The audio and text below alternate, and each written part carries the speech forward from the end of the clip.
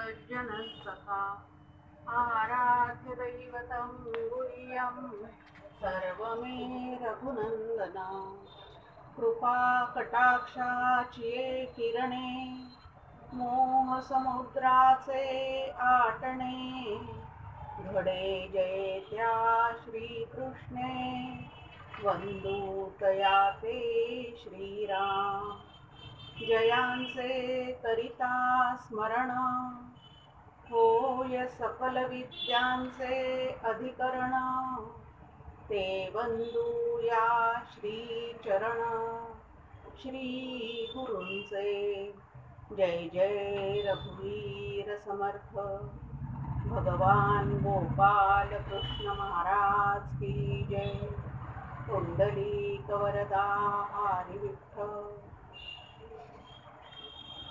धर्मक्षेत्रे कुरुक्षेत्रे समवेतायुयुत्सवः मामकाः पाण्डवाश्चैव किमकुर्वत सञ्जय यत्र योगेश्वरः कृष्णो यत्र पार्थो धनुर्धरः तत्र श्रीर्विजयो भूतिर्ब्रुवानीतिर्मतिर्मम पांडुरंग हरी वासुदेव हरी।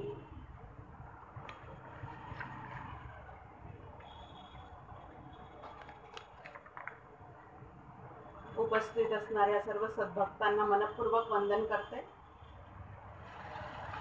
सांगितलंय आज की दुसऱ्या अध्यायाला सुरुवात करणार आहे। म्हटलं तर दुसऱ्या अध्यायाला सुरुवात करणार आहे, पण वेगळ्या पद्धतीने कालपासून आपण जे पाहतो आहोत की विषाद योगामुळे म्हणजे मन अतिशय खिन्न झाल्यामुळे, बेचैन झाल्यामुळे, डिप्रेशनमध्ये गेल्यामुळे अनेक कुयोग जे अर्जुनाच्या बुद्धीला चढलेले होते त्यातले 8 जे कुयोग आहेत ते आपण पहिल्या अध्यायाच्या माध्यमातून पाहिले। आज आपण दुसऱ्या अध्यायाच्या माध्यमातून पुढचे जे 7-8 कुयोग निर्माण झालेले आहेत त्याच्या बुद्धीला, त्याच्या निमित्ताने आम्हालाही समजून येतं की आमच्या बुद्धीला असे कुयोग केव्हा केव्हा निर्माण होतात। तर ते कुयोग आधी समजून घेणार आहोत। कुयोग समजून घेण्यामागचं एक महत्त्वाचं कारण आहे की कुयोग काढल्याशिवाय सुयोग भगवंताशी योग जुळून येणे शक्य नाही, आणि म्हणून आधी काय काय चुकीचं माझ्या मनामध्ये भरलं गेलेलं आहे ते समजून घ्यायचं, ते मनातून काढण्याचा पूर्णपणे प्रयत्न करायचा, आणि तो प्रयत्न सफल झाल्यानंतर सुयोग निर्माण होण्यासाठी कुठले विचार अंतःकरणाने धारण करायचे आहेत तेही आपण समजून घ्यायचं, आणि मग भगवंतापर्यंत पोहोचण्याचा आपला जो मार्ग आहे तो अत्यंत सुलभ होऊ शकतो। आणि म्हणून कुयोग जे आहेत ते पुढचे आपण समजून घेणार आहोत।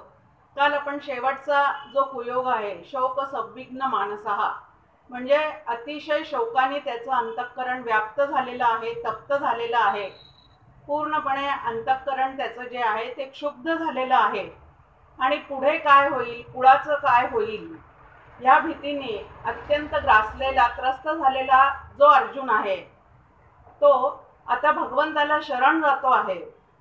भगवंताला शरण जाऊन माझ्या ठिकाणचं हे सगळं काही कुयोग जे आहेत ते तू काढून टाक अशीही विनंती त्याला करतो आहे। म्हणजे भगवंताकडे गुरुत्व अर्जुनाने आता देऊन ठेवलेलं आहे। पहिल्याच दिवशी आपण पाहिलं की सुख झालं तरी दुःख झालं तरी सांगण्याची जागा कुठली असावी, तर भगवंत हीच असावी, त्या पद्धतीने इथं त्यांनी सांगितलेलं आहे। आता दुसऱ्या अध्यायामध्ये जे सांगितलेले आहेत कुयोग, त्यातला पहिला कुयोग आहे कश्मल योग।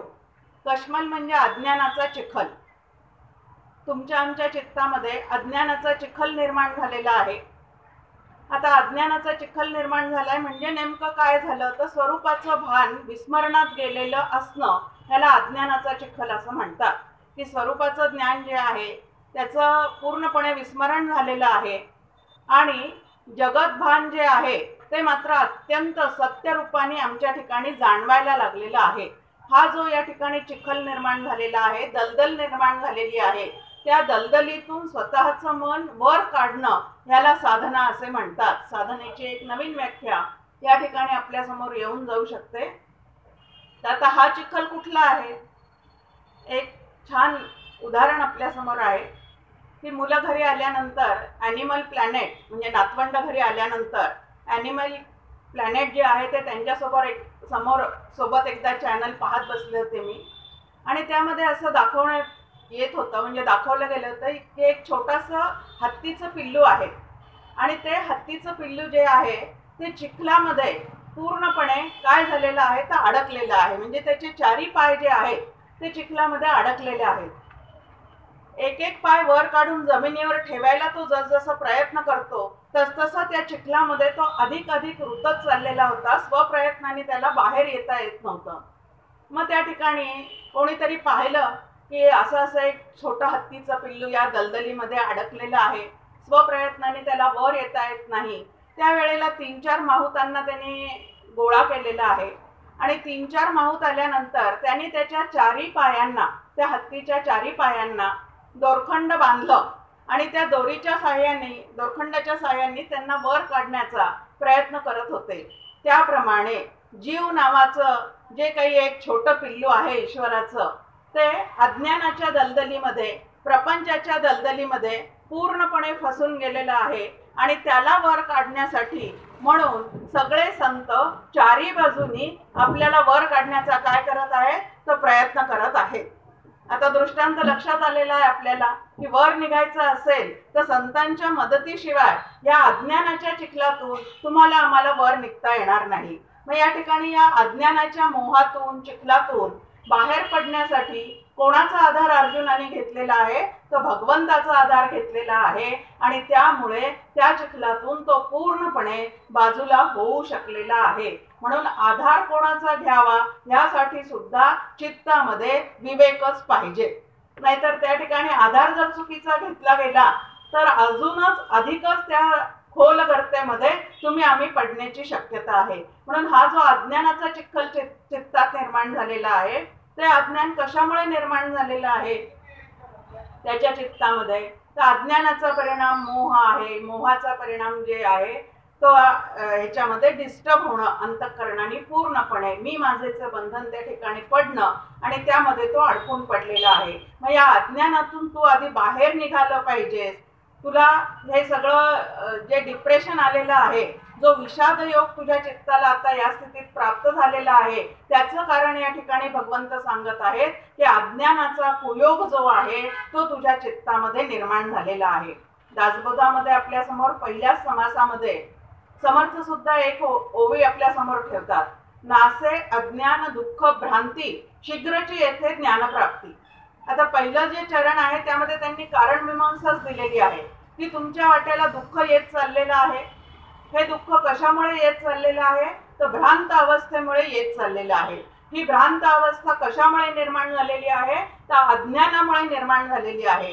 ते अज्ञान कशाचं आहे तर ते अज्ञान स्वस्वरूपाचं आहे, आणि म्हणून आपण सगळेजण दुःखाच्या गर्तेमध्ये, चिखलामध्ये, त्या कर्दमामध्ये अडकून पडलेले आहोत, आणि आता त्यातून बाहेर पडण्याचा प्रयत्न केला पाहिजे. आणि तो प्रयत्न करत असताना कोणाच्या संगतीने करायचा आहे तर संतांचे संगती, मनोमार्गगती, आकळावा श्रीपती येणे पंथे. की संतांची संगत धरल्याशिवाय, भगवंताची संगत धरल्याशिवाय या चिखलातून आपल्याला बाहेर पडता येत नाही.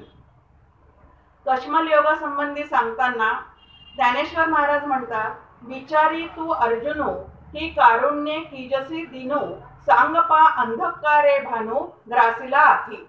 की सूर्य अंधकाराने कधी पूर्णपणे गडप होईल का, नाहीसा होईल का? कारण जिथं सूर्य आहे तिथं अंधकार असणं शक्यच नाही. पण तरी सुद्धा ज्या वेळेला एखाद्याला असा भ्रम निर्माण होतो त्यावेळेला त्यालाच अज्ञान असं म्हणतात, आणि अविचारामुळे ह्या अज्ञानाचा अंधकार तुझ्या अंतःकरणामध्ये पूर्णपणे निर्माण झालेला आहे.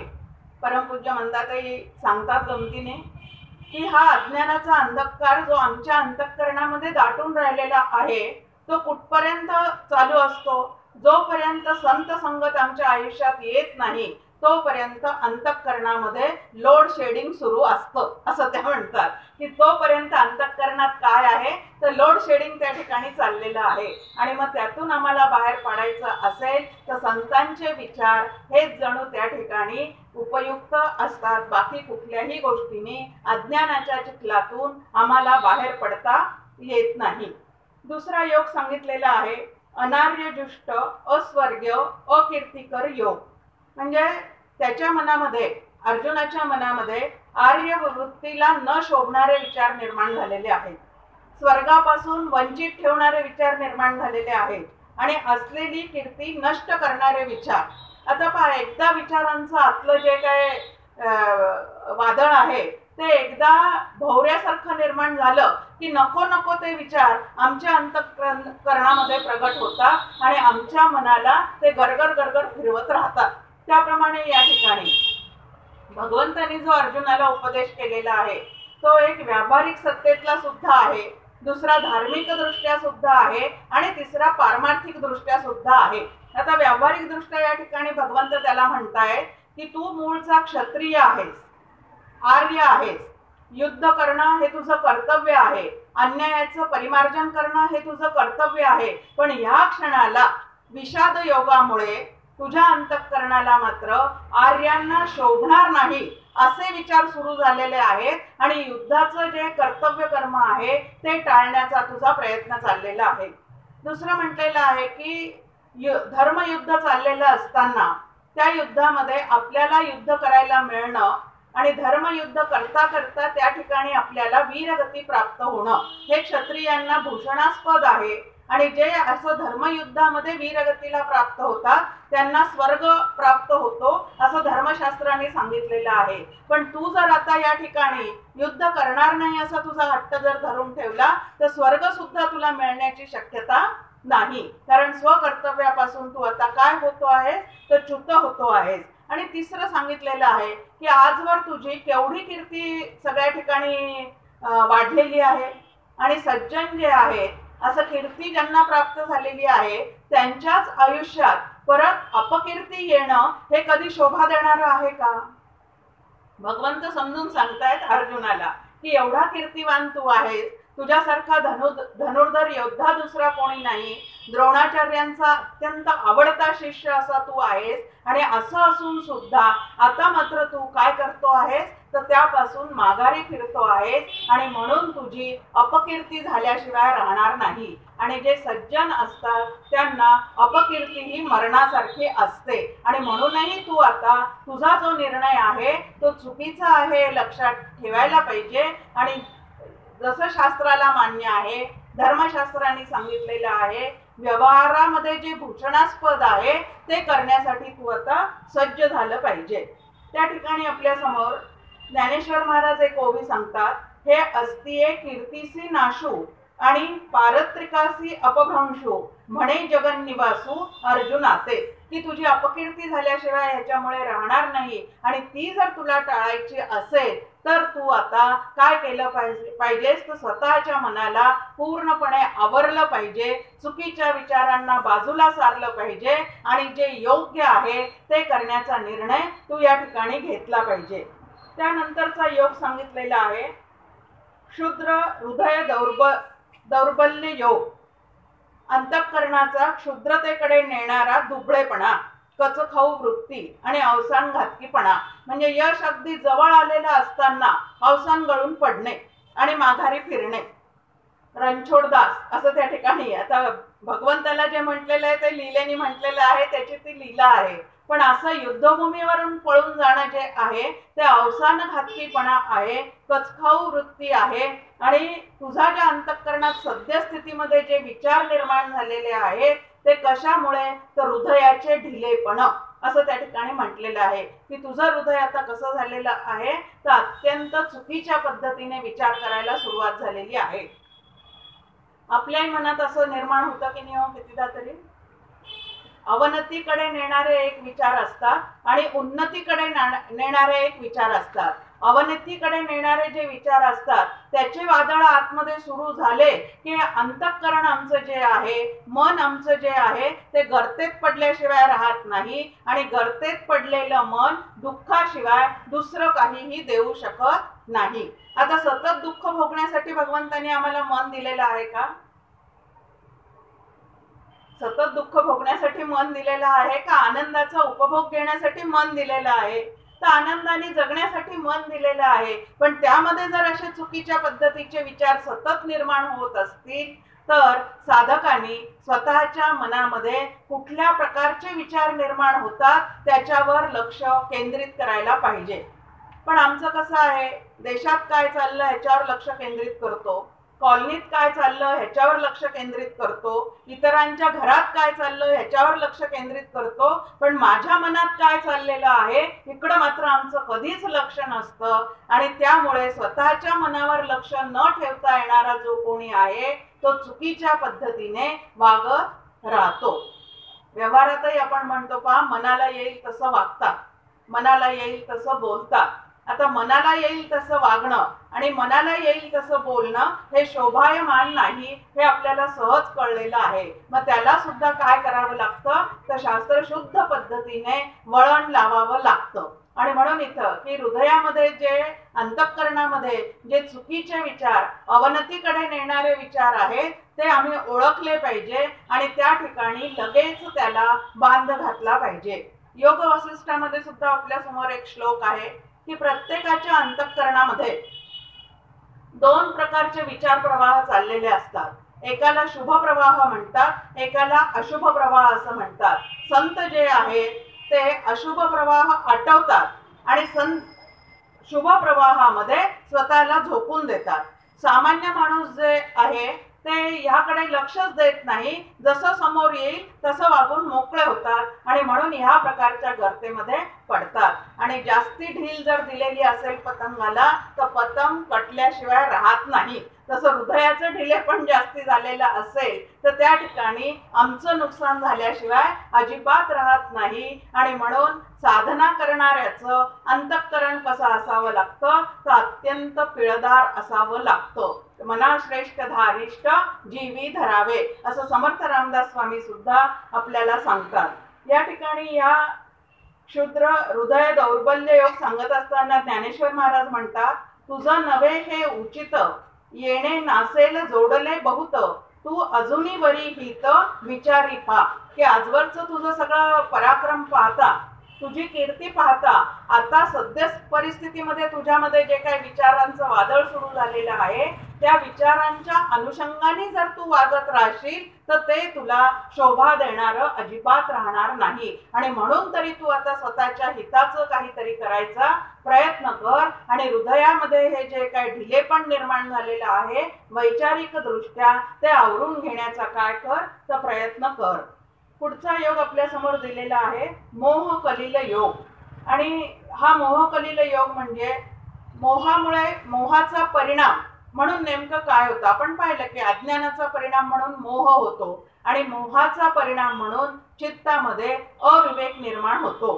अविवेक एकदा निर्माण झालं की जे अनित्य आहे ते नित्य आहे असं चित्ताला वाटायला लागतं, जे असत्य आहे तेच सत्य आहे असं चित्ताला वाटायला लागतं आणि बरोबर चुकीचे निर्णय देण्यासाठी आमचं चित्त त्या ठिकाणी पूर्णपणे आम्हाला काय करतं तर भाग पाडतं. या ठिकाणी साधकांनी अत्यंत जागं राहिलं पाहिजे आणि मोहातून स्वतःची काय केली पाहिजे तर सुटका केली पाहिजे.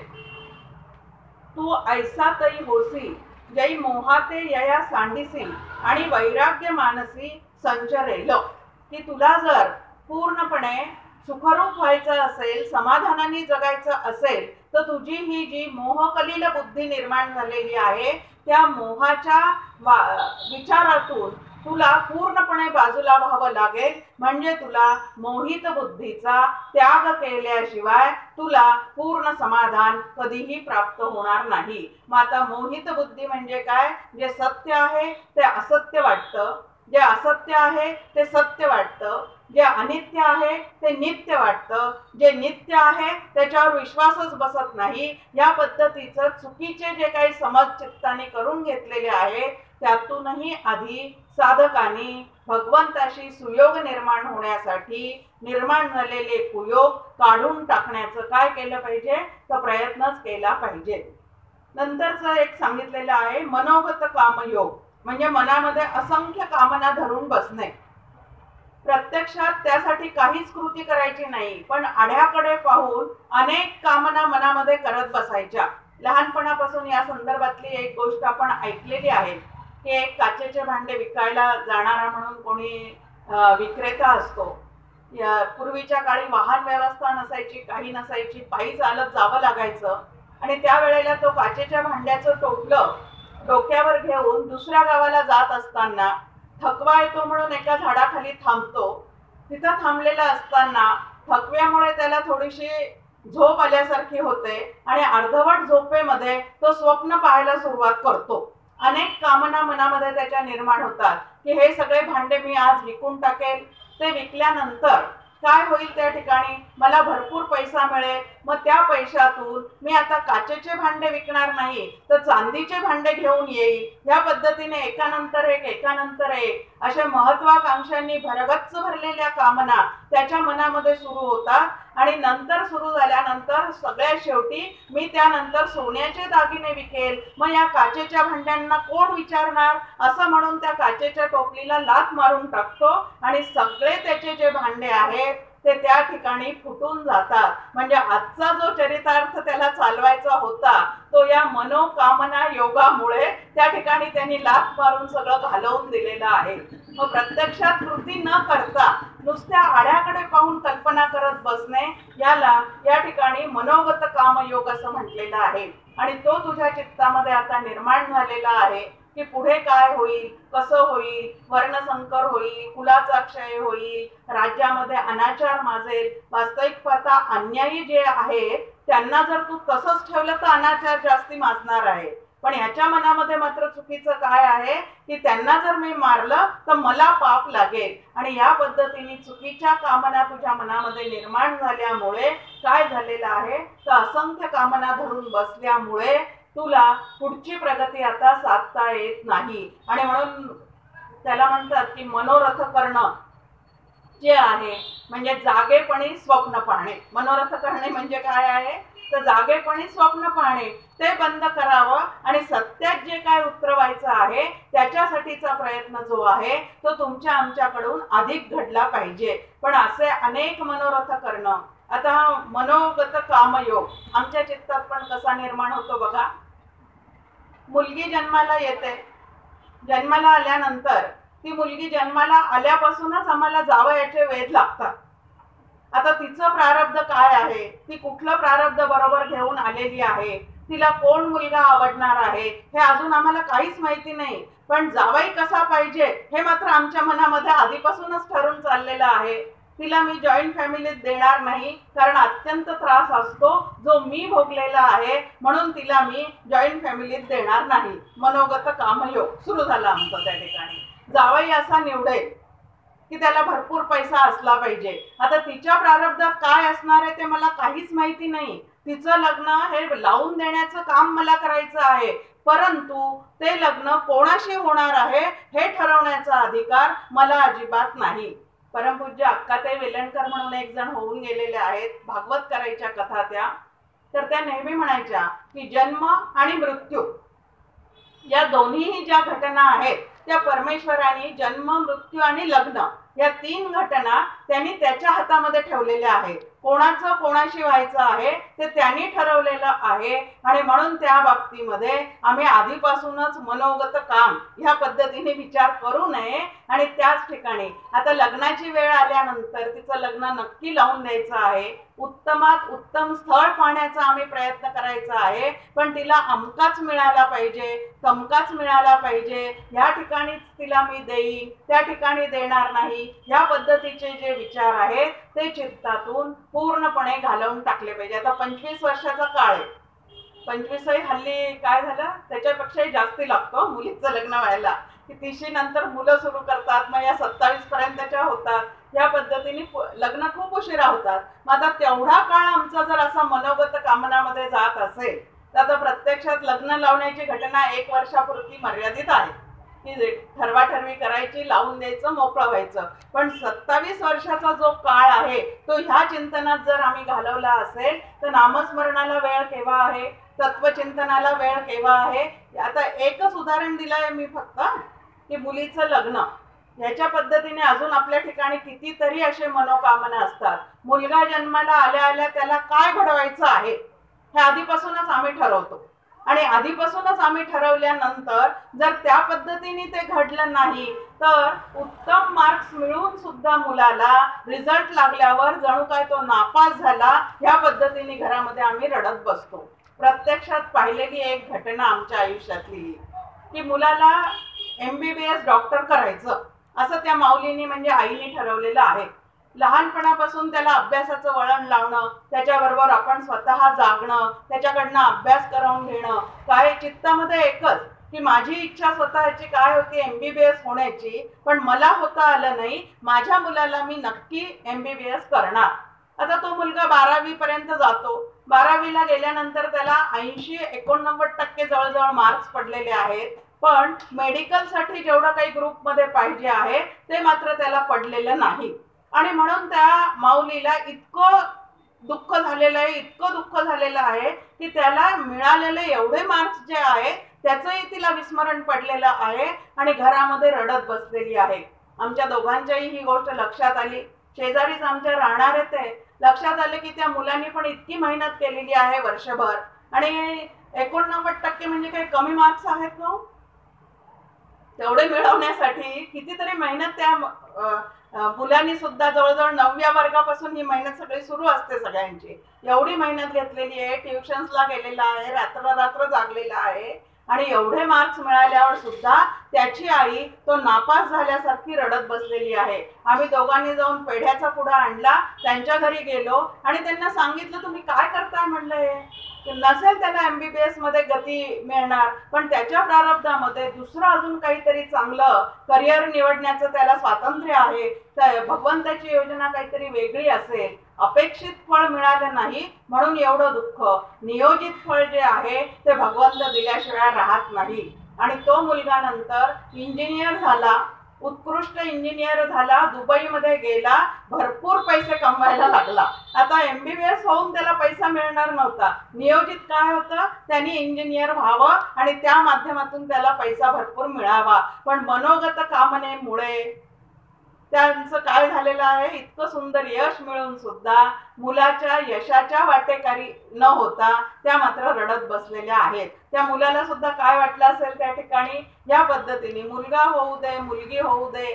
डॉक्टर काका तर म्हणतात मुलगा झाला की जणू काही तो रेसचा घोडा झाल्यासारखंच असतं की त्याच्यावर इतके पैसे लावायचे तितके लावायचे नंतर काय काय अपेक्षा आहे त्याच्याकडनं तेवढे सगळे वापस मिळवायचे. या पद्धतीने जे काही आमचं चाललेलं आहे ते अत्यंत चुकीचं आहे. सुरुवातीलाच आपण म्हटलं की आपल्याला सगळ्यांना प्रत्यक्ष युद्धभूमीवर जाऊन युद्ध करायचं नाहीये पण अशा प्रकारचं वैचारिक युद्ध जे आहे ते आमच्या अंतःकरणामध्ये सुद्धा सतत चाललेलं असतं. आणि म्हणून मुलांना उत्तम शिक्षण देणं हे माझं कर्तव्य आहे. त्यांना ट्युशन लावण्यासाठी पैसा उपलब्ध करून देणं हे कर्तव्य आहे. पण त्यांनी काय व्हावं हे ठरवणं मात्र माझ्या हातात नाही. आमचे डॉक्टर काका म्हणतात जन्म आपल्या हातात नाही, मृत्यू आपल्या हातात नाही, तर जन्म आणि मृत्यू मधलं सगळं आयुष्य हे आपल्या हातात असणार आहे का? साधं लॉजिक आहे. पण तरी प्रत्येक गोष्ट माझ्या हातात आहे मी करून दाखवीनच या पद्धतीने आम्ही काहीतरी करतो आणि या मनोगत काम योगामध्ये असंख्य विचार निर्माण होऊन आमचा वेळ मात्र फुकट जातो आणि मन मात्र अत्यंत क्षीण दशेला पोहोचून जातं. मनाचं सामर्थ्यच आम्ही विसरून जातो. म्हणून अशा पद्धतीच्या अनंत कामना आणि कामना नेहमी कशाविषयीच्या असतात? दृश्य जगतातले कुठले तरी भोग मिळवण्यासाठी विषय प्राप्त करून घेण्यासाठीच त्या कामना असतात.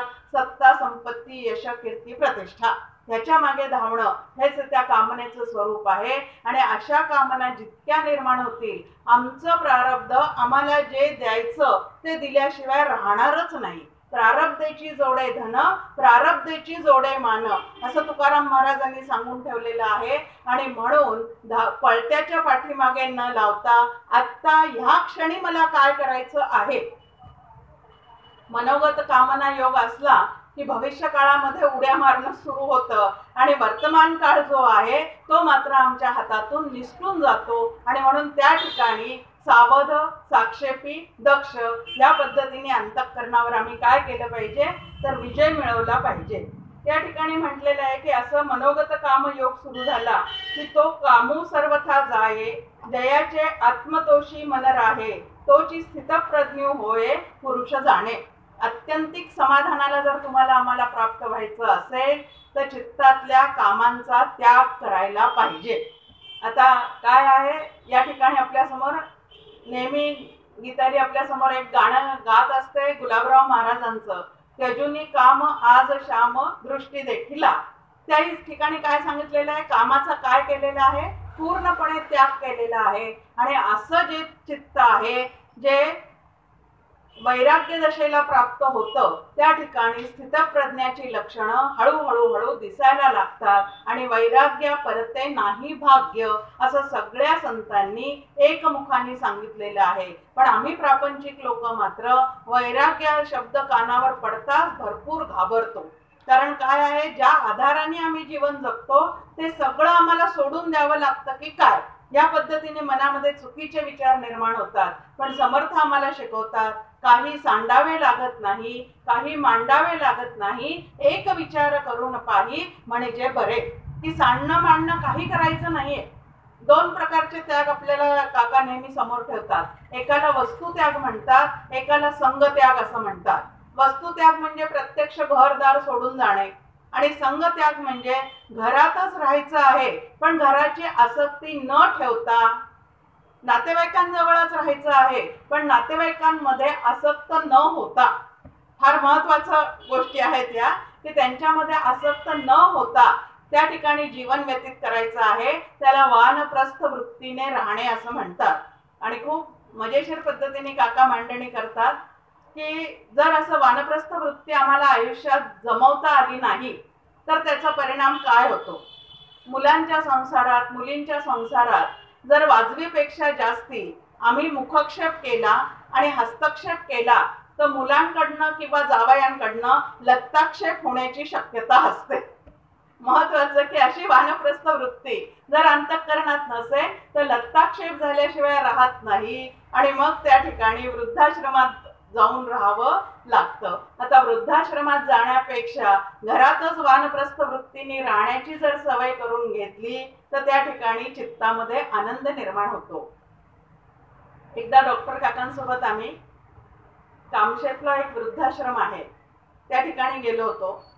म्हणजे तिथले जे संस्थापक आहेत त्यांनी काकांचं प्रवचन त्या ठिकाणी आयोजित केलेलं होतं आणि म्हणून काकांसोबत जाण्याचा त्या ठिकाणी योग आला.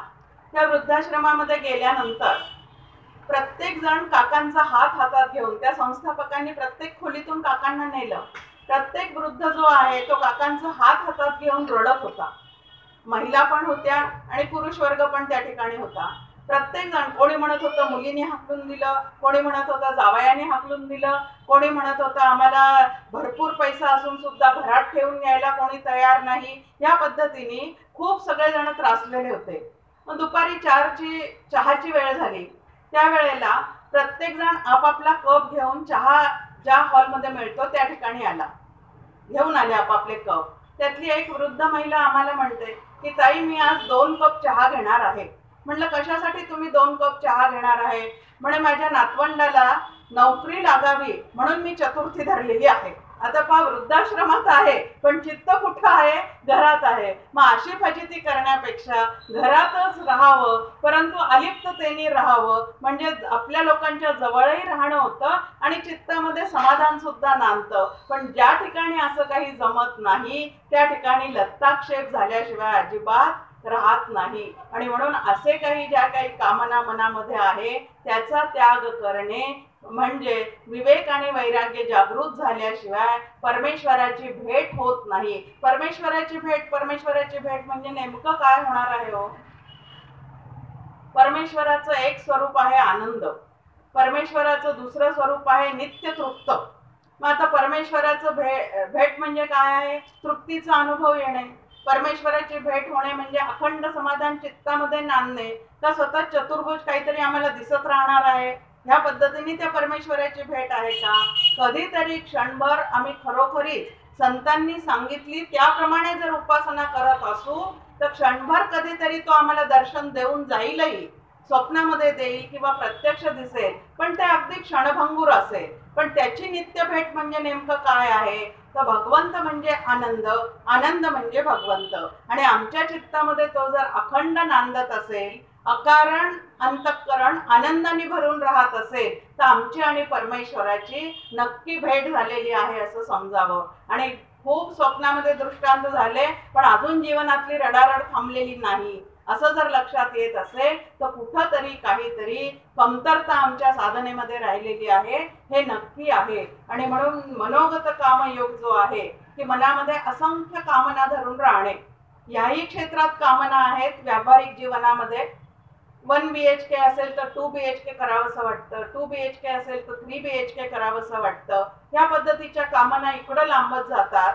आणि पारमार्थिक क्षेत्रामध्ये जर आम्ही आलेले असू तर गावातून घराघरातून जाऊन वर्ग घेण्यापेक्षा अजून मोठा प्रवचनकार मी झालो पाहिजे ह्या पद्धतीचे. की पहा, त्या हिंदी भाषेमध्ये जे रामायण भागवत सांगतात त्यांचे केवढाले मंडप असतात, केवढाले त्या ठिकाणी श्रोतृवर्ग आलेला असतो आणि आमच्या समोर 150.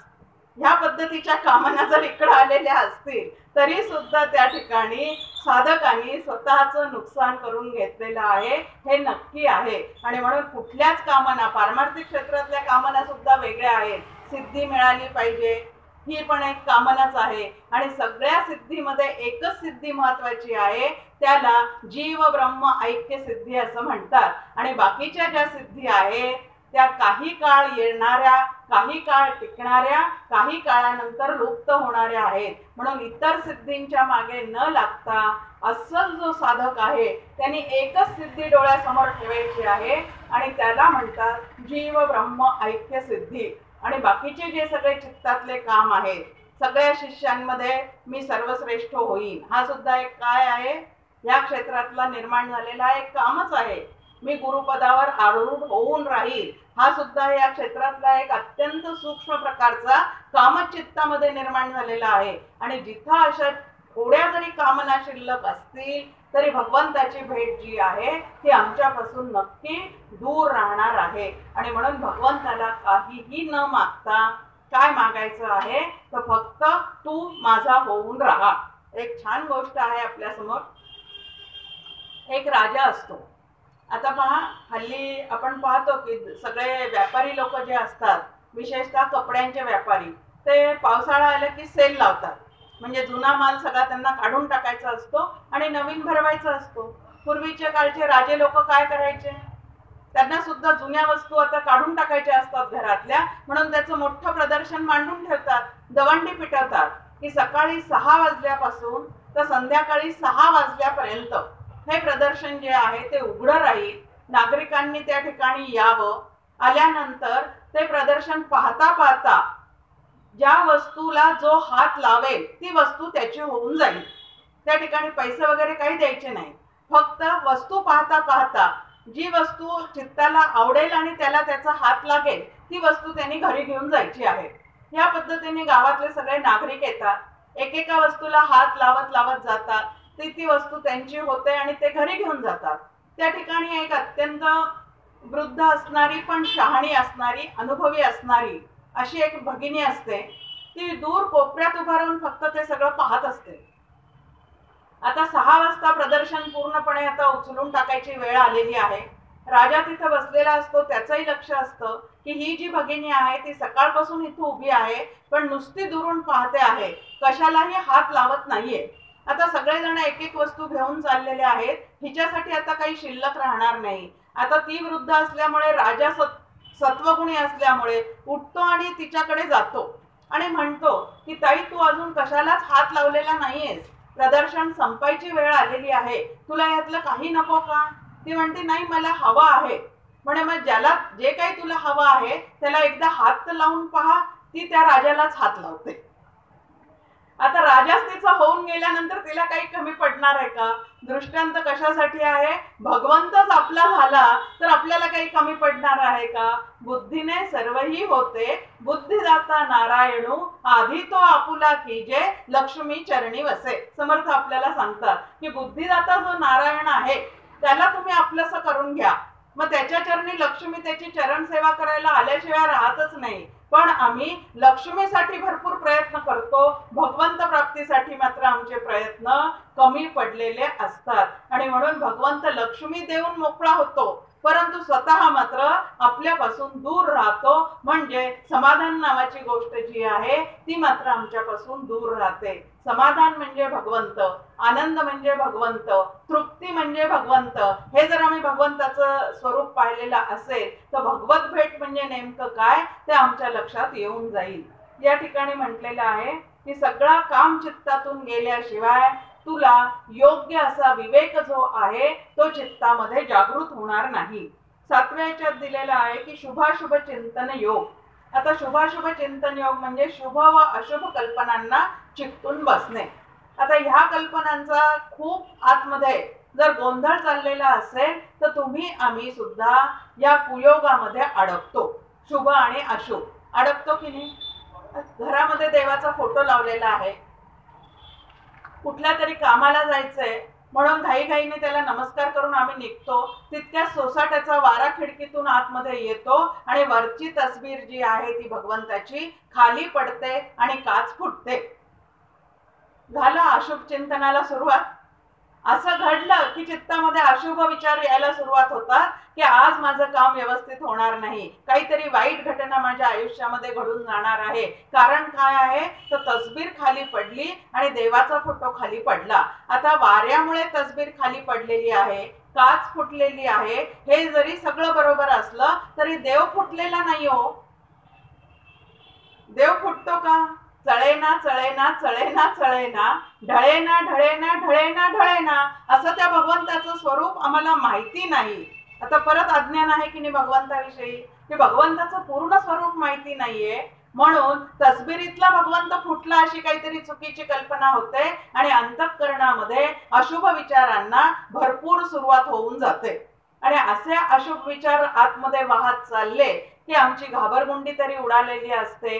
जे करायचं ते त्या ठिकाणी आठवत तरी नाही. या पद्धतीने सगळं चुकीचं होतं.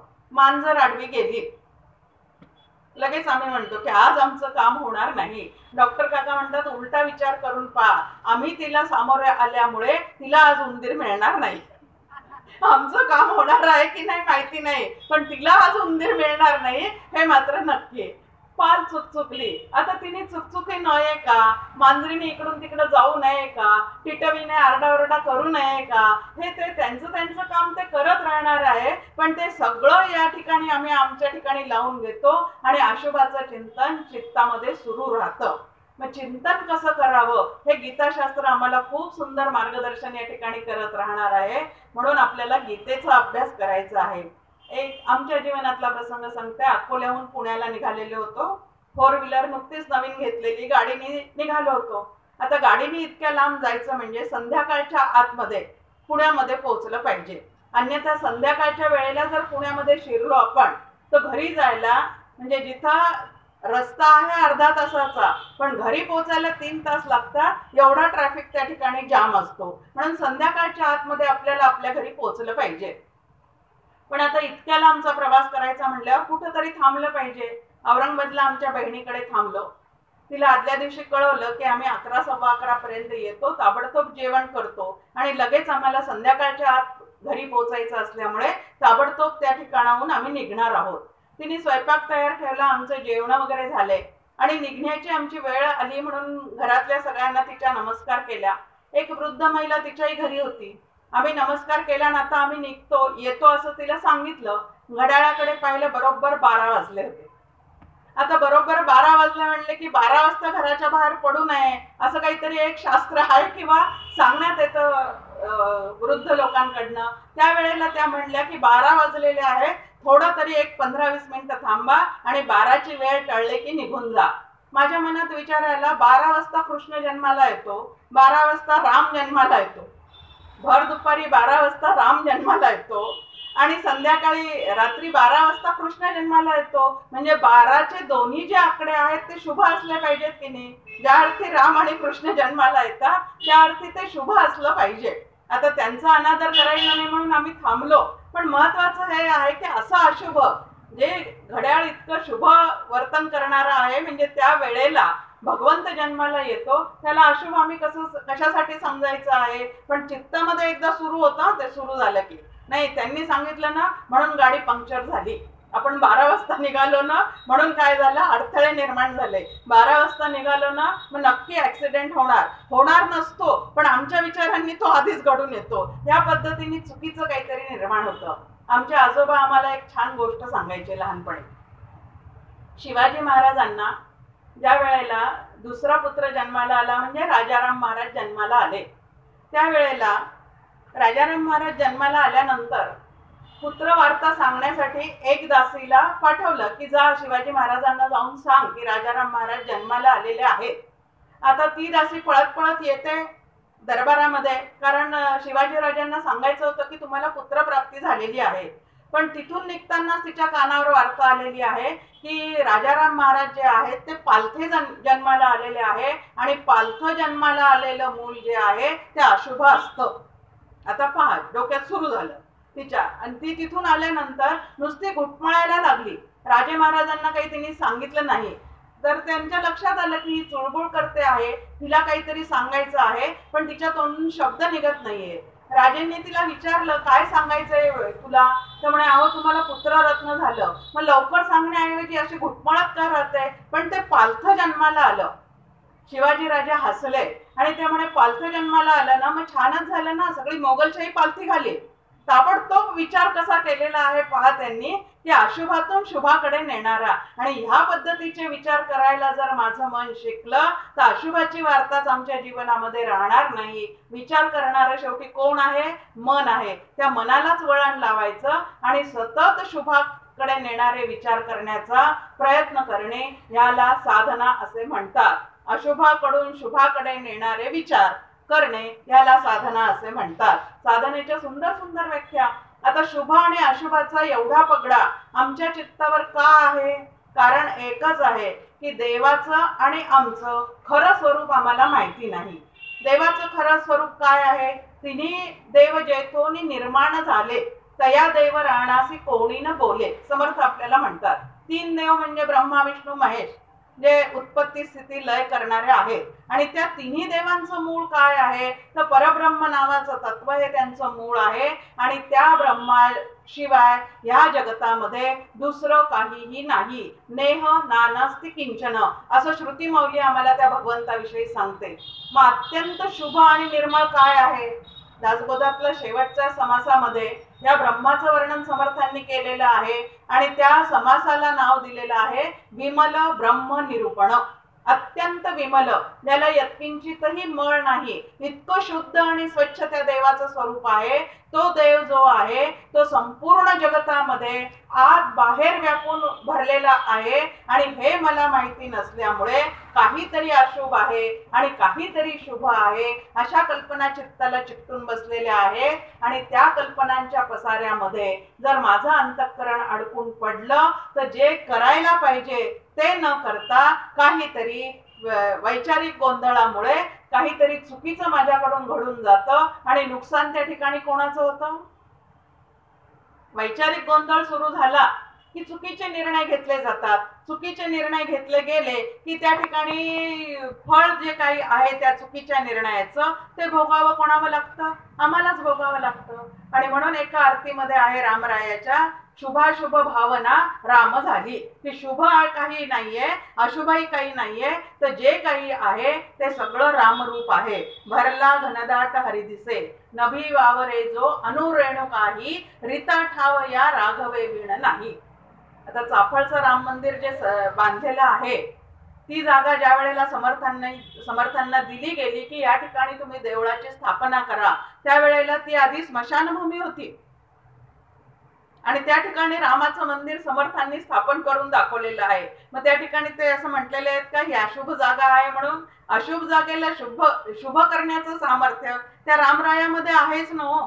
तसं रामराय चित्तात असला की अशुभ काहीही नाही, एवढं फक्त आपण लक्षात घ्यायचं. आणि ह्या शुभाशुभ योगातून स्वतःची सुटका करून घ्यायची आणि सर्वत्र भगवंत पाहण्याचा काय करायचा आहे तर प्रयत्न करायचा आहे. जो सर्वत्र सदा सरिसा परिपूर्ण चंद्रुका जैसा अधमोत्तमा प्रकाशा माझी न म्हणे, की ते परमात्म तत्व कसं आहे तर सर्वत्र सदा समत्वाने व्याप्त झालेलं आहे आणि त्याच्या ठिकाणी जो या पद्धतीचं शुभ अशुभाचा गोंधळ करून जीवन जगतो तो मात्र कुठंतरी काहीतरी कचरत राहतो, कुठंतरी काहीतरी त्याच्या मनाचं स्खलन होत राहतं आणि चुकीच्या गोष्टी त्याच्या हातून घडतात आणि मग दोष मात्र कोणाला दिला जातो? चुकीचे फळ ज्या वेळेला आम्हाला मिळतात त्यावेळेला दोष नेहमी बोट नेहमी समोर आहे की त्याच्यामुळे असं झालं, ह्याच्यामुळे असं झालं, नवे नवे माझ्या चुकीच्या विचारांमुळे माझ्या जीवनात सगळं काही दुःख आहे हे जर आम्हाला कळलं तर सुखासाठी स्वावलंबी विचार करण्याची साधना जी आहे ती करण्याचं एक सुंदर शास्त्र म्हणून आपल्या समोर गीताशास्त्र आहे. आणि शेवटचा जो या ठिकाणी कुयोग सांगितलेला आहे तो आहे इंद्रिय प्रमाथिनी योग, म्हणजे इंद्रिये क्षुब्ध होणे, त्यांचा शांतपणा न टिकणे. आम्हाला जी ज्ञानेंद्रिय कर्मेंद्रिय भगवंतांनी दिलेली आहे ती बहिर्मुख आहे. कारण कशासाठी आहे तर वाचनांचं शमन करण्यासाठी जे काही आम्हाला लागणार आहे ते सगळं या जगतामध्ये भरून आहे. मग जगतातल्या गोष्टी प्राप्त करण्यासाठी जरी त्यांना बहिर्मुख केलेलं असलं तरी त्यांना अंतर्मुख करण्याची व्यवस्था सुद्धा किंवा तसं ट्रेनिंग शमदमाचा अभ्यास करून तुम्ही आम्ही प्राप्त करू शकतो. कासव पहा आपले सगळे इंद्रिय काय करून घेतं? आतमध्ये ओढून घेतं. आणि म्हणून प्रत्येक देवळामध्ये देवाच्या समोर काय मांडलेलं आहे तर कासव ठेवलेला आहे की त्याच्याप्रमाणे सगळे इंद्रिय आतमध्ये ओढून घ्या, म्हणजे वासनांचा त्याग करून आतमधल्या भगवंताला पाहण्याचा प्रयत्न करा, तरच तो भगवंत भेटणार आहे. पण इंद्रिय जे आहेत, आता वासना बुद्धीमध्ये असतात, बुद्धीत असणाऱ्या वासना अंतःकरणामध्ये सतत स्फुरण पावत राहतात आणि त्या स्फुरण पावल्यान त्याच्या मागे म्हणजे वासनानुसारी बुद्धी जर काम करत असेल तर ती इंद्रियांना सतत क्षुब्ध करते आणि हे हवं ते हवं ते हवं या पद्धतीचा झप्पू लावून आमच्या इंद्रियांना सतत कार्यरत ठेवते. आणि असे जे इंद्रिय क्षुब्ध झालेले आहेत कुठला तरी बाहेरचा विषय मिळवण्यासाठी तोपर्यंत ते अजिबात शांत राहू शकत नाही. आणि म्हणून भगवंताची भेट घ्यायची असेल तर सगळ्यात पहिल्यांदा आपल्याला काय सांगण्यात येतो? 3 इंद्रिय आमचे खूप बहिर्मुख आहे. एक डोळे आहे, दुसरं कान आहे आणि तिसरं वाणी आहे. 3 इंद्रिय अत्यंत बहिर्मुख आहे आणि या बहिर्मुख असणाऱ्या इंद्रियांना शांत करण्यासाठी तुम्ही घ्याओ डोळे सुख, पहा विठोबाचे मुख. विठोबाचं मुख सोडून जोपर्यंत ते दुसऱ्यांचे मुख पाहण्याचा प्रयत्न करतात तोपर्यंत ते क्षुब्धच राहतात. अधिक देखणे तरी निरंजन पाहणे, हे अत्यंत देखणं असं देवाचं स्वरूप तुम्हाला पाहायचं असेल तर निरंजनाला पहा असं सांगितलेलं आहे. पण ते निरंजन तत्व या चर्मचक्षूंनी दिसत नाही. हे चर्मचक्षू बाहेर धावल्याशिवाय राहत नाही. म्हणून अनेक रूपांकडे धावणाऱ्या या मनाला इंद्रियांना आधी एका रूपावर आणून केंद्रित करायचं आहे आणि ते रूप कोणाचं असावं तर भगवंताचं असावं. मग ज्याच्या चित्ताला जो भगवंत आवडेल त्याचं रूप त्याने निवडावं. आमच्या वैदिक संस्कृतीमध्ये लोकशाही उपासना आहे. कोणावर एकच देव लादलेला नाहीये, ज्याला जो पाहिजे तो निवडा. फक्त अट काय आहे?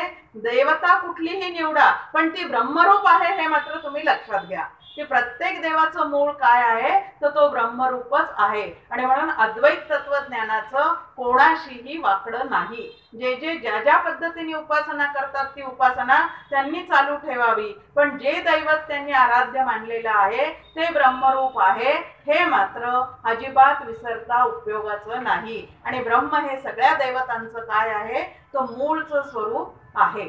म्हणून डोळे बाहेर धावायला लागले की त्यांना भगवंताचं रूप पाहायला लावायचं. कानाने सारखं काहीतरी ऐकावंसं वाटतं, त्यांना भगवंताचे गुणगान ऐका म्हणून सांगायचं. किती सोप्या पद्धतीने आपल्या समोर संत मांडणी करतात हो.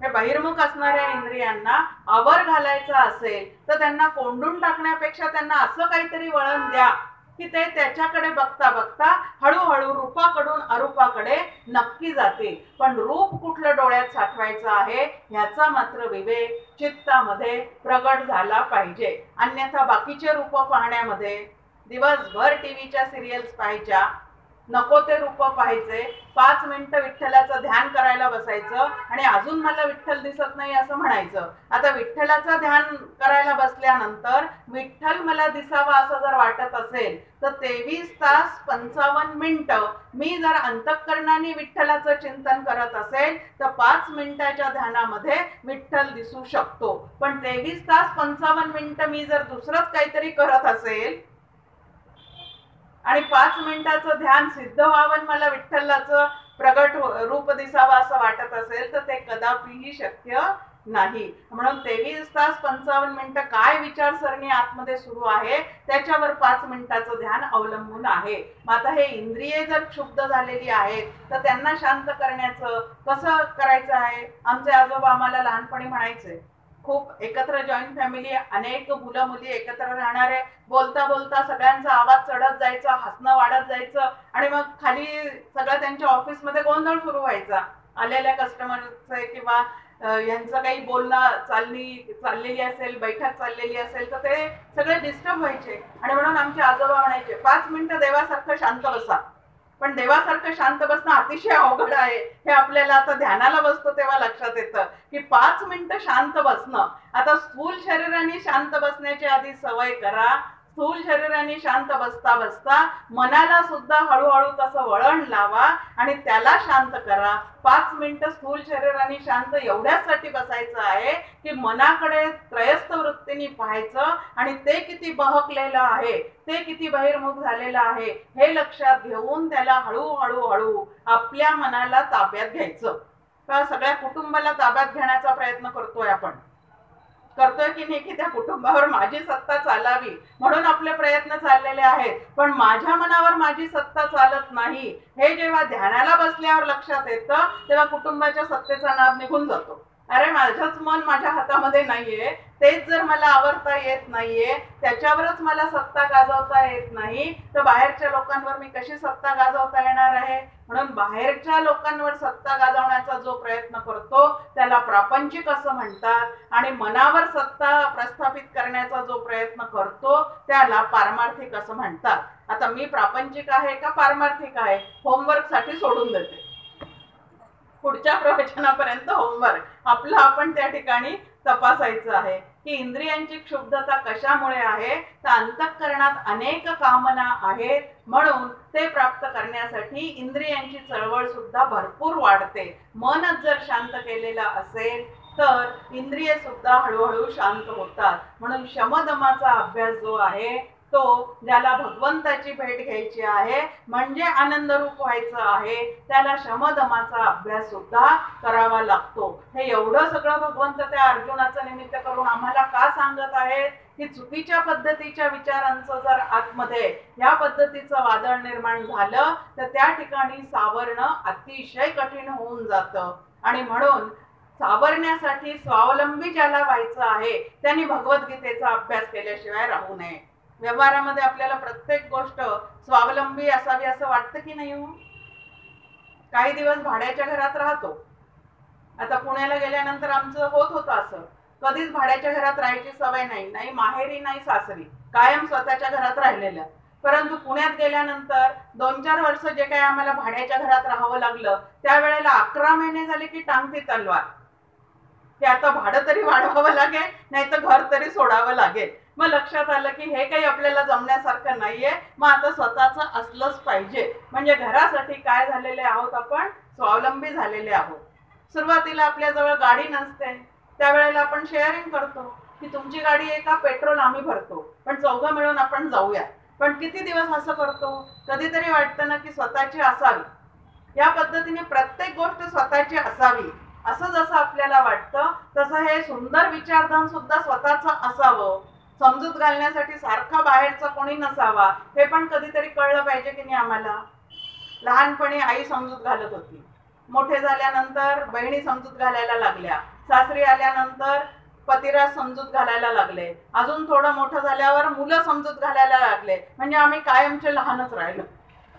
म्हणजे काय झालं, वय वाढलेलं आहे पण आम्ही मात्र समजुतीच्या दृष्टिकोनातून विचार केला तर कायमचे रडारडी करणारे आणि लहान राहिलेले आहोत. अशी माझी फजिती जर मला करून घ्यायची नसेल माझी समजूत घालण्यासाठी स्वावलंबी जर मला व्हायचं असेल तर परमार्थासारखं दुसरं साधन नाही, कारण मुख्य जो परमार्थ आहे तो विचारांचा आहे. शास्त्रशुद्ध विचार करणाऱ्याला दुसऱ्याने समजूत घालण्याची काही गरजच पडत नाही. आणि म्हणून हे इतकं सुंदर असं शास्त्र भगवद्गीतेच्या माध्यमातून अर्जुनाचं निमित्त करून भगवंताने आपल्या समोर ठेवलेलं आहे. संघर्षरहित संघर्ष या जीवनामध्ये कसा करायचा ते आम्हाला भगवद्गीता शिकवते. डॉक्टर काकांच्या भाषेत डॉक्टर काका म्हणतात, पोटातलं पाणी हलू न देता व्यवहारासारखा कसा करायचा ते आपल्याला भगवद्गीता शिकवते. आणि म्हणून भगवद्गीतेमध्ये सुंदर अशी विचारसरणी आहे. एक एक श्लोकाच्या माध्यमातून, एक एक अध्यायाच्या माध्यमातून एवढे जे आपण 16 कुयोग पाहिलेले आहेत आणि एवढे 16 कुयोग काढून टाकल्यानंतर मग आपल्याला त्या आत्मज्ञानासंबंधीचे जेवढे काही या ठिकाणी सुंदर विचार आहेत, पूर्ण समाधानाची स्थिती प्राप्त होण्यासाठी कुठल्या पद्धतीचे विचार केले पाहिजे ते या ठिकाणी आपल्या समोर मांडणी आहे. मग इथं आपल्या समोर आहे की दिवाळी दसरा आला की आपण नवीन नवीन असे पदार्थ करतो. ते पदार्थ करत असताना ते जर आपल्याला भरायचे असतील डब्यामध्ये तर डबे आधी भरलेले पाहिजेत का घासून पुसून स्वच्छ पाहिजेत? हो, नवीन पदार्थ भरायचे असतील तर आधीचे डबे घासून पुसून स्वच्छ केले पाहिजेत. तसा अंतःकरणाचा डबा, कुयोगाचा मळ सगळा काढून टाकून आधी स्वच्छ केला पाहिजे आणि मग सुयोग निर्माण करणारे जे काही विचार आहेत ते आम्हाला या ठिकाणी प्राप्त होऊ शकतात. म्हणून आपण 3 दिवसाच्या प्रवचनामध्ये आधी भगवद्गीतेचा अभ्यास कशासाठी करायचा हे पाहिलेलं आहे पहिल्या दिवशी.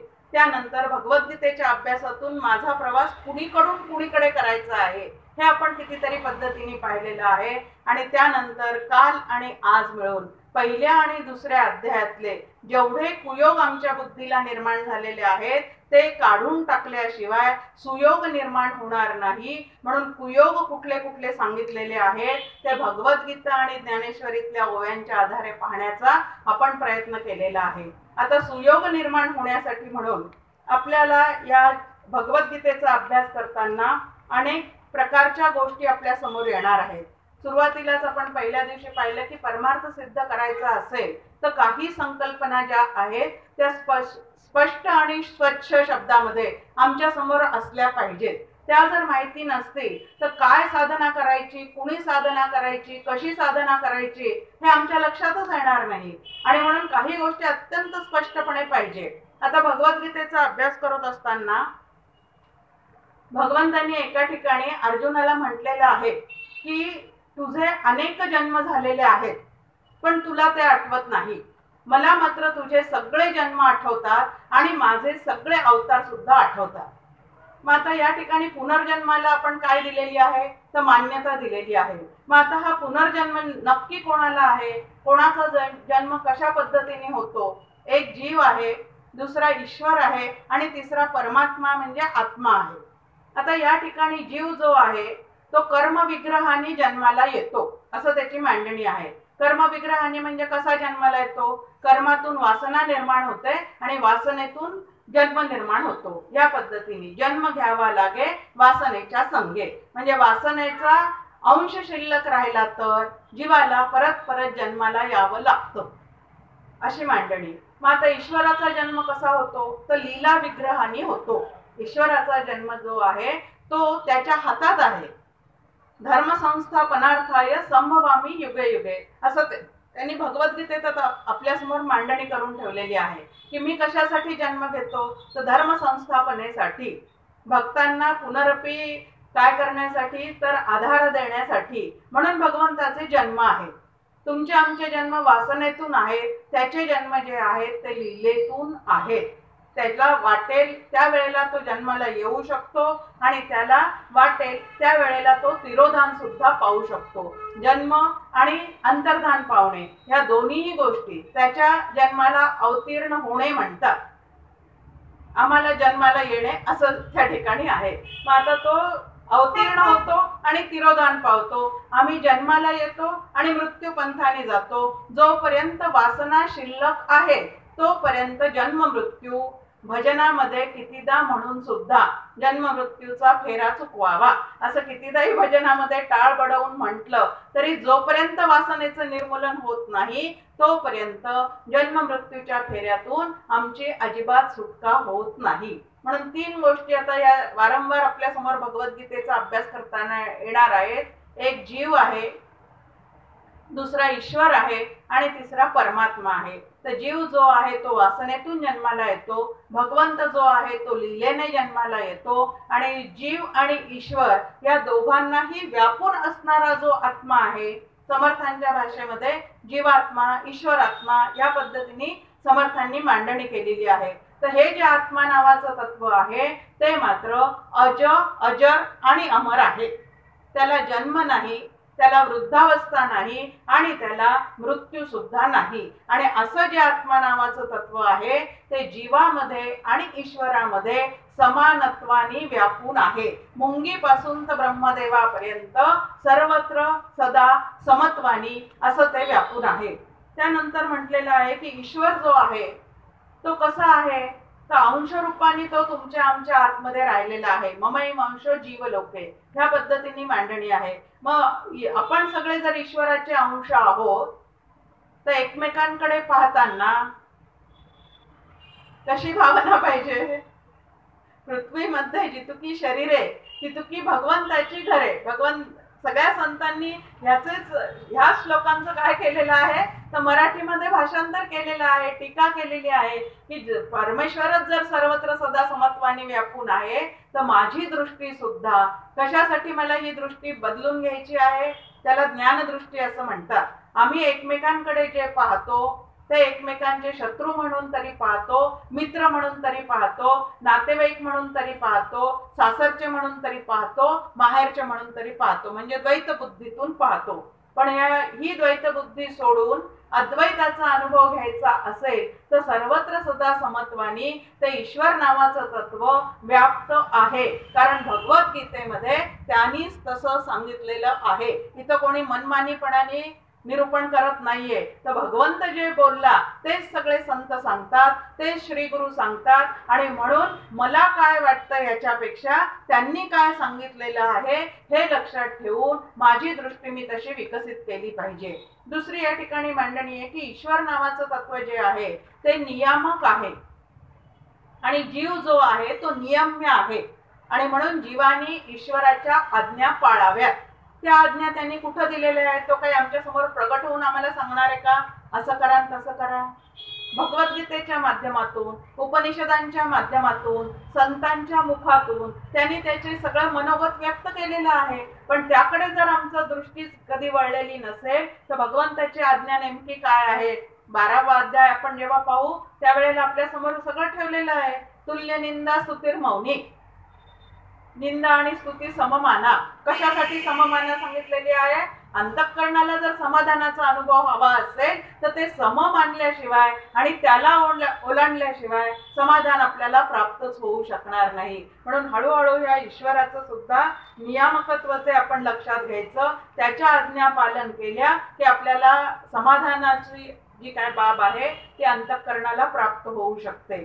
त्यानंतर आत्मा नावाचं एक तत्व, ब्रह्म नावाचं एक तत्व आपल्या समोर आहे. आता ब्रह्म आणि आत्मा या 2 गोष्टी वेगळ्या आहेत का? ब्रह्म शब्दाचा अर्थ आपल्या समोर आहे की बृह धातूपासून ब्रह्म नावाचा शब्द तयार झालेला आहे. ब्रह्म म्हणजे जे अत्यंत व्यापक आहे, त्याच्याशिवाय या सृष्टीमध्ये आणि या सृष्टीच्या बाहेर सुद्धा दुसरं काहीही नाही, असं सर्व गोष्टींना व्यापून असणारं असं जे तत्व आहे ते ब्रह्म आहे. ते सद्घन आहे, चिद्घन आहे, आनंदघन आहे. सद्घन आहे म्हणजे अखंड असणारं आहे, चिद्घन आहे म्हणजे ज्ञानघन आहे आणि आनंदघन आहे म्हणजे सुखदुःखाच्या पलीकडे असणारं विषय निरपेक्ष जे सुख त्याला आनंद असं म्हणतात. आणि असं ते ब्रह्माचं स्वरूप आहे. हेच ब्रह्म ज्या वेळेला सर्वत्र सदा व्यापून असणारं हे ब्रह्म ज्या वेळेला एका व्यक्तीपुरतं मर्यादित झाल्यासारखं जणू काही वाटतं. ते मर्यादित कधीच होत नाही, पण जणू काही एका देहापुरतं मर्यादित झाल्यासारखं वाटतं, तेव्हा त्याच ब्रह्माला आत्मा असं म्हटलेलं आहे. पण आत्मा आणि ब्रह्म मध्ये काहीही फरक नाही. तांब्यामध्ये माझ्या समोर पाणी आहे या ठिकाणी, ते पाणी पेल्यामध्ये ओतल्यानंतर एकाला मी तांब्यातलं पाणी म्हणणार आहे, एकाला मी पेल्यातलं पाणी म्हणणार आहे. तांब्या आणि पेला या दोन उपाधी आहेत, दोन भांडे आहेत, त्यांची दोन नावं वेगळी आहेत. म्हणून त्याच पाण्याला पेल्यात ओतल्यानंतर मी पेल्यातलं पाणी म्हणते, तांब्यात असताना मी तांब्यातलं पाणी म्हणते. पण पाण्यामध्ये काही बदल आहे का? तसं पेल्यातलं पाणी म्हणजे जीव, तांब्यातलं पाणी म्हणजे ईश्वर.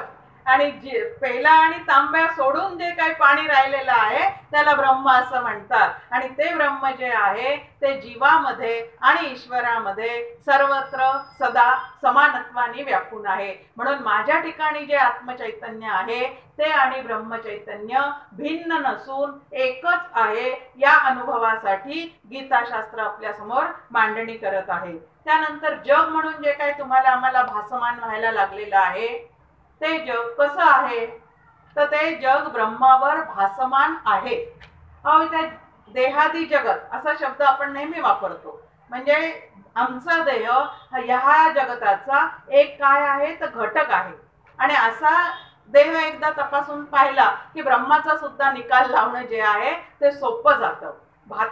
शीतावरून भाताची परीक्षा करतो तसं देहावरून कशाची परीक्षा करायची आहे तर संपूर्ण जगाची परीक्षा करायची आहे. कारण देह हा या जगताचा एक घटक आहे.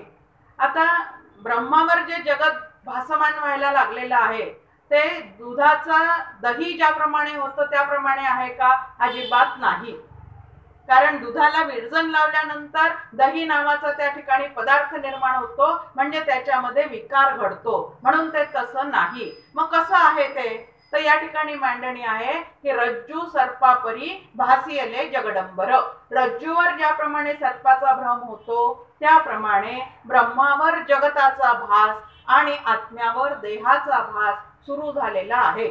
त्याच्याकडून आम्हाला प्रत्यक्ष इतका सुखदुःखाचा अनुभव येतो आणि तरीही त्याला आम्ही भास म्हणावं का, असा प्रश्न आपल्याला सगळ्यांना पडतो की तरीही त्याला आम्ही भास म्हणावं का. पण भास शब्दाची एकदा शास्त्रीय व्याख्या व्यवस्थित लक्षात घेतली की त्याला भास म्हणजे काय हे आपल्या लक्षात येतं की त्याला भास का म्हणायचं.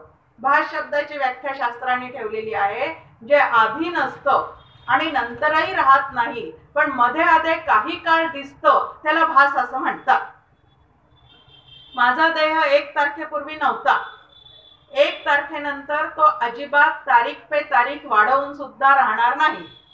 किती आयसीयू मध्ये नेला, कितीही त्याला व्हेंटिलेटर लावलं तरी एक ना एक दिवस तो काय आहे नक्की जाणारा आहे. मग आधी नव्हता आणि नंतरही तो राहणारा नाही. मग मध्ये आधी जर काही तारखांना तो दिसत असेल तर त्याला भास असं म्हणतात. आणि देहावरून आता जगताची परीक्षा करायची. जगतातले सगळे पदार्थ सुद्धा उत्पत्तीपूर्वी नसतात, नाशानंतरही राहत नाही, पण मध्ये आधी मात्र काही काळ स्थिती रूपाने दिसतात आणि म्हणून त्याला भास असं म्हणतात. मग माझा देह हा सुद्धा एक भास आहे आणि ज्यांना माझे म्हणते त्यांचे देह सुद्धा कसे आहेत, भासच आहे. घरी जाऊन म्हणायचं नाही आपल्या लोकांना तुम्ही सगळे भास आहेत, नाही तर आपल्यालाच भ्रमिष्ठ म्हणतील. हे लक्षात ठेवायचंय. हे फक्त आतमध्ये समजून घ्यायचं आहे की देह आणि जग हे सगळं कसं आहे, भासमय आहे. कारण आधी नव्हतं, नंतरही राहणार नाही, मध्ये आधे काही काळ दिसत राहणार आहे, त्याला भास असं म्हणतात. आणि भासाला जो सत्य असं समजतो त्याला भ्रमिष्ठ असं म्हणतात. मग तुम्ही आम्ही सगळे कसे ठरलो आता? ह्या घटकेला तुम्ही आम्ही सगळे भ्रमिष्ठ आहोत. आणि असे जे भ्रमिष्ठ आहोत त्यांना शहाणं करण्यासाठी म्हणून भगवद्गीतेचा अभ्यास आपल्या समोर या ठिकाणी आहे. या ब्रह्माचे अनेक लक्षणं वास्तविक पाहता ते एकाही लक्षणामध्ये बसत नाही, पण आपल्या समजुतीत येण्यासाठी ते ब्रह्म कसं आहे तर अव्यक्त आहे, निराकार आहे, निरवयव आहे, ह्या पद्धतीने त्याची मांडणी भगवद्गीतेच्या अनेक श्लोकांमधून आपल्या समोर येत राहणार आहे. पण हे सगळं समजून घेण्यासाठी म्हणून आपल्याला काय करावं लागेल तर आधी कुयोग काढल्याशिवाय हे तत्वज्ञान आत शिरणार नाही. आणि आत शिरण्यासाठी म्हणून कुयोगांपासून सगळं दूर व्हायचं आहे. मग सुयोग निर्माण करणारे विचार आतमध्ये ठेवता येतील आणि ते विचार ज्या वेळेला आपण आपल्या जीवनामध्ये प्रत्यक्ष उतरवू त्यावेळेला भगवंताशी योग जुळून येणे आपल्याला काय होऊन जाईल तर शक्य होऊन जाईल. पहिल्या दिवशी मी म्हटलं होतं की असे नवीन ब्युटी पार्लर आहेत ज्या ठिकाणी कुठल्या आतल्या शरीराचाच कायाकल्प बदलून जातो. असं जे काही आहे ते आपण पाहिलं की सज्जनगड सारखे शिबिर त्या इतके वर्ष चालत होते. 30-40 वर्ष परमपूज्य डॉक्टर काकांनी आणि मारुती बुवा रामदासांनी त्या ठिकाणी शिबिर आयोजित केलेले होते आणि त्या ठिकाणी वेदांत शास्त्राचं उत्तम चिंतन आजपर्यंत चालत आलेलं होतं. या वर्षीपासून ते वर्ग सद्यस्थितीमध्ये तरी बंद झालेले आहेत. परंतु शिवगड या क्षेत्री म्हणजे कोल्हापूर पासून परमपूज्य डॉक्टर काकांचं जे गाव 1-1.25 तासावर आहे मुरगुड, त्या मुरगुडच्या ठिकाणी 3 किलोमीटर अंतरावर शिवगड अध्यात्म ट्रस्ट म्हणून स्थापन झालेलं आहे आणि त्या ठिकाणी सातत्याने वेदांत शास्त्राचे शिबिर चाललेले असतात. म्हणजे वेदांत प्रचुर एक ग्रंथ समजून सांगणारे शिबिर त्या ठिकाणी चाललेले असतात. तर आपणही सर्व अकोलेकरांनी एकदा त्या ठिकाणी यावे. आता नोव्हेंबर महिन्यामध्ये 18, 19, 20 नोव्हेंबरला एक शिबिर आहे. त्या ठिकाणी आम्ही असणार आहोत. त्यामुळे तुम्हाला सगळ्यांना आमंत्रित करत आहे की ज्यांना कोणाला यायचं आहे त्यांनी आतापासून त्याचे रिझर्वेशन करून ठेवावे. शिवगड संबंधी किंवा तिथं पोहोचण्यासंबंधी काही तुम्हाला जर माहिती हवी असेल तर सौभाग्यवती गीताली फुंडकर या ठिकाणी आहे, ॲडव्होकेट शरदराव इंगळे या ठिकाणी आहे, सांगवीकर कुटुंबीय या ठिकाणी जठारपेठेमध्ये आहेत. त्या तिघांपैकी कोणाहीकडे जर तुम्ही याविषयी मार्गदर्शन मागितलं तर तुम्हाला संपूर्ण मार्गदर्शन त्या ठिकाणी मिळेल की त्या ठिकाणी पोहोचायचं कसं आहे हे त्यांना विचारून तुम्ही ठरवू शकता. एक शिबिर आहे ते नोव्हेंबर महिन्यातलं 18, 19, 20 नोव्हेंबरला आहे आणि दुसरं शिबिर जे आहे ते जानेवारी महिन्यामध्ये 25, 26, 27 जानेवारीला आहे. या दोन्हीपैकी एक तरी शिबिराला अकोलेकरांनी यावं असं आवर्जून आमंत्रण देते आणि या ठिकाणी थांबते. जय जय रघुवीर.